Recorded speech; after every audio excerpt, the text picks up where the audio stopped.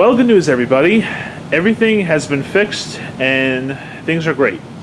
The guy came by while I was at work. He came sometime around maybe 11 o'clock, and it's about 12 hours later. It's almost 11 o'clock at night, and we're still up and running. So I think that was definitely the issue. He did indeed replace the disconnect switch, which you can see I have the old one right here. And we're going to use the multimeter on this in a bit to see if what I was talking about does happen. So yeah, it was very simple. He basically let me take this panel off again. Give me a second here. Okay. So he basically did the exact same thing I did, which was he took off this wire nut here, this wire nut here, and then he probed. Is that the right term? He probed the wires that go directly to the disconnect switch here, and he flicked them on a couple times, and sure enough, more often than not, it just got 0 volts. So definitely was the issue. I'm glad we caught that, and it wasn't a circuit board problem or anything.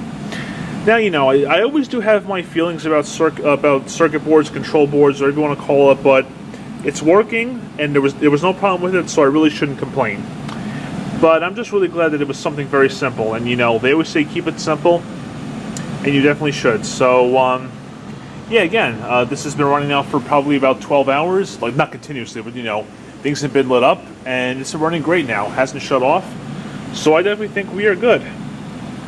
Yeah, it just sounds great. So we did the same thing with the wires, and I'm just glad that the HVAC guy did listen to what I put on the notes, and he did exactly what I said. He didn't try to sell us anything, so I'm very happy to see that. So when a guy does that, they tend to be pretty. I tend to trust them a little bit, definitely. So, all right, yeah. So like I said, I looked at the switch. The wires go here that went to the air handler itself on these screws, and this is where I after the switch was out and I came home, this is where I put the leads on to see, and sure enough, I definitely was getting an open circuit reading. So let's see how I can test this properly. It's probably going to be pretty hard for me to get a test on this and hold the camera at the same time, but I'll see what I can do. So let's head on over and see how I can get this tested for you.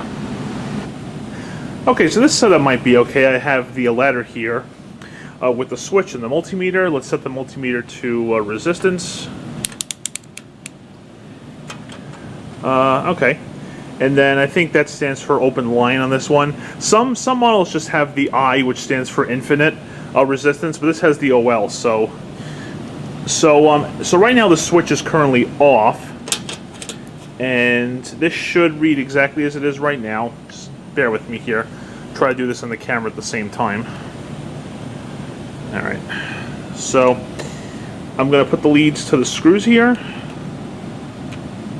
Okay, so when the switch is off, you can see it still says OL, open line. So now let me try to toggle the switch with these on here. That's not going to be easy to do, but let me see. Just bear with me here. Try to get these on. Alright. Okay, they're on there, as you can see, right? Still says open. Let me get out of the glare there. Still says open line. Let me try the switch. Yep, sure enough, it has not changed. You can see I still have the. Sorry, hold on. Oh my god, yeah, this is kind of hard. This is kind of a pain to do. Sorry, just bear with me. See, I got the leads. In there, the switch says on, as you can see. Open line. So that definitely was the issue. I'll turn it off, turn it back on. Same thing. So, yep, something as simple as a switch went bad, so that can happen sometimes. And like I said, I'm very glad that, I kept it simple later on, and it was something simple. I'm very glad about that. So, one thing I got to stress here, guys, is that you should definitely learn to be handy. Learn these things, learn about multimeters, electricity, repairing stuff.